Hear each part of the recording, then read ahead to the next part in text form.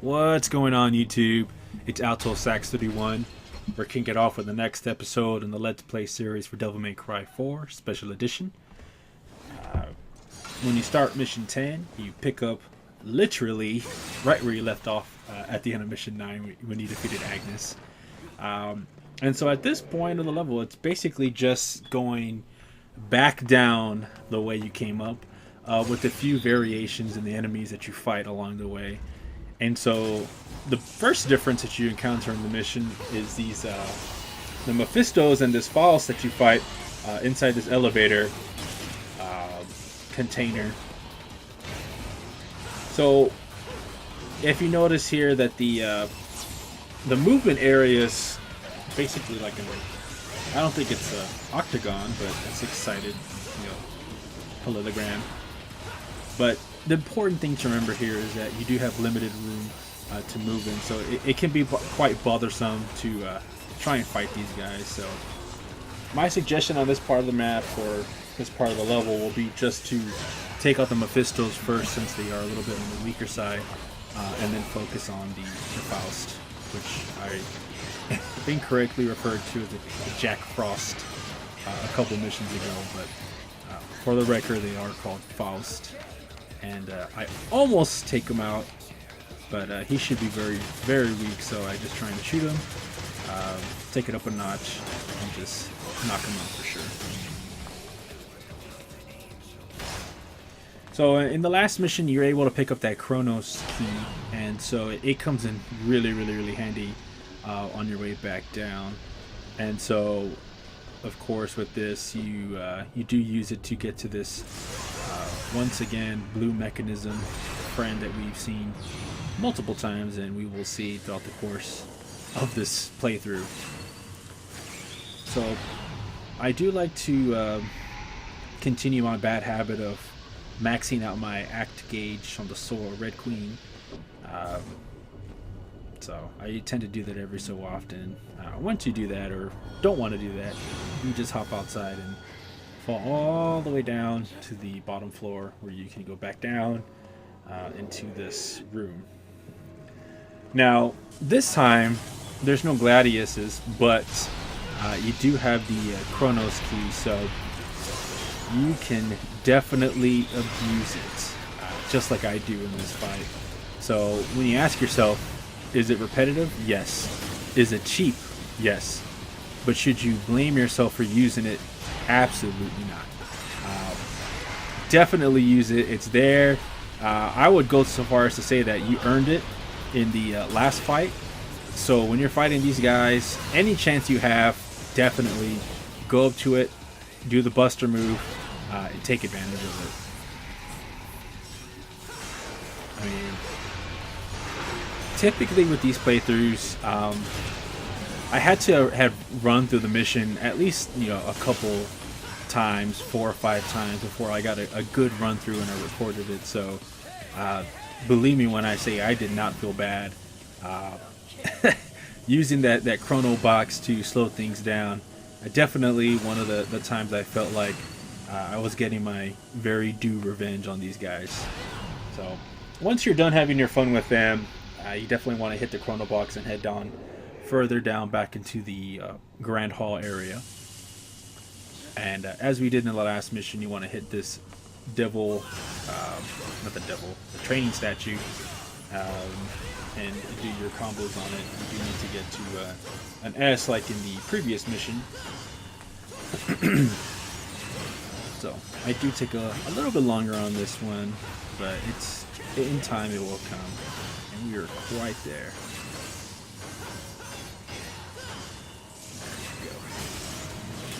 And so once you're there, you do want to try and get the benches, though this time you will notice that the little laser beams are going on there. So what I tend to do is, I get the first set that's furthest away from the door, and then I jump over and I hit these vases. And so I could have sworn I went back for those benches. I tend to skip them just because I don't want to risk getting hit, but they are there. They do count towards your end result for orbs gathered. So personal preference if you want to grab them or not, but once you do, you head on over to this part where we get to do the laser beam jump exercise. And I know what you're all thinking. Can this Protobox run out? It does take a while, but yes, it can run out while you're in the middle. If you would like to know how I know this, I did find out the hard way on a few occasions. And I have no shame in admitting that. But fortunately on this playthrough, I don't have to go through that. So when you hop on down here, I tried to charge up my charge shot 3 in advance for these Mephistos.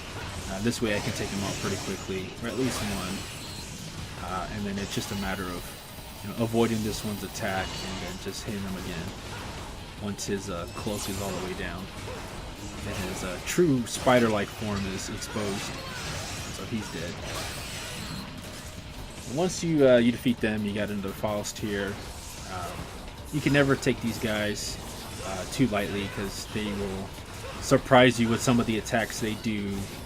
You could be totally expecting one, and they'll hit you with an attack that's outside the walls, and you won't be able to see it. So I don't want any part of that, and I catch him with the charge shot 3 and the showdown move, and that pretty much takes him out in just a matter of a few seconds. And before you want to click on this Protobox, you want to make sure to grab those boxes because they do have orbs. And then it's just a matter of jumping on these blades and use them for steps to get to this door. Unfortunately, and big spoiler warning, I don't make it on the first attempt. I barely miss it because this top blade was kind of rotating on me at the time. As you will see, hopefully none of you guys have ever had to experience this, but this timer does run out. Luckily, I move out just in time, because if you do or on the blades, they will hit you and you will lose a gold orb for it. It's pretty embarrassing, but I do luckily only partially embarrass myself by not meeting it in time. But no worries, because we do catch it on the next one. The top blade moves out just in the nick of time, where it allows me to hop on over, and we can proceed with the mission.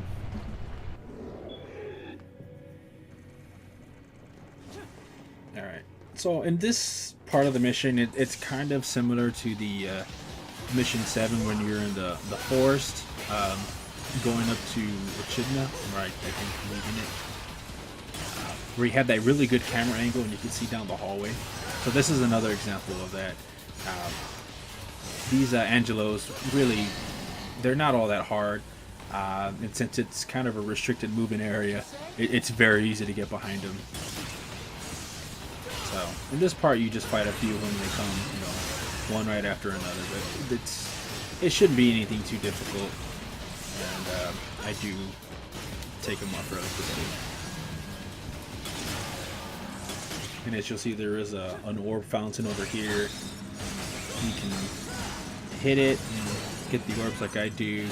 I like to try and time the combos there. I think that's the combo A or combo D, where you mash the triangle button and then you wait at the last second, you hit it one more time for a little bit stronger blow with the red queen. However, once you finish up there, make sure to grab those small statue-like objects, and you are ready to head on over to the next area where there are 2 more statues. And as you'll notice, I have my max act gauge all the way up, so I don't want to swing my sword and potentially lose one little bar. Alright, so in this part of the map, you do fight 2 Alto Angelos and 2, to this day I can't pronounce the names, Basilisk. I think that's going to be my best attempt at it, but we'll just call them the dogs. They're 2 dogs and 2 Alto Angelos. You want to, by all means, I don't want to tell you what to do, but I would highly recommend taking out the Angelos first. Typically with the dogs, it's pretty easy to kind of predict what they're going to do.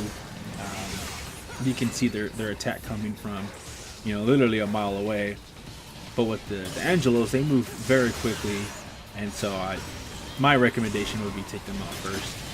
I do want to kind of space out the damage because especially at this point I'm focusing on the Angelo. I can't see him, but that dog definitely took the accidental charge shot 3, so he's an early victim, but something I definitely won't complain about. And we finish him out. So this is the part of the mission right before you face Dante, so you really want to aim for trying to get to this part without being hit, because you will find Dante's fight kind of hit or miss. There's been a few playthroughs where I've done fairly well against him, and then a few where I have a really hard time with him. So the two key factors that you want to keep in mind when fighting Dante at this part, you definitely want to try and stay out of his melee range. Unfortunately, his shotgun that he pops out here in a few seconds, it's almost impossible to dodge that. You have to literally dodge as soon as you can. But also try and grab him whenever you get a chance. I miss timing here and mess it up. The other thing that you want to try and do that I don't do so much in this fight is attack the bases in the background and the candles that are there. They do have orbs, and they do count towards the orbs gathered, so I definitely missed out on that.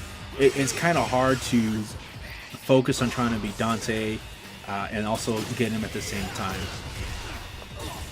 So fortunately for me, I catch him a few times with the snatch move, and I do the buster grab, which is really the only sure way to do some damage to him. So I go into double trigger mode, I catch him twice, do a bit of damage, and then much to my surprise, he goes to Royal Guard, which is the prime time for grabbing him and doing the damage. So call it luck, call it skill, call it what you will, but it ends up in my favor, and trust me, I won't look back. So barring the setback of not getting those small objects in the room and the benches at the beginning of the level, I still managed to come away with an A on orbs gathered. So if you guys can manage to make sure to grab those, you could potentially get triple S across the board. And so that is it for this mission. I hope this helped you out on this one. Dante's always an interesting fight, but as always, I will catch you guys on the next mission, and take care.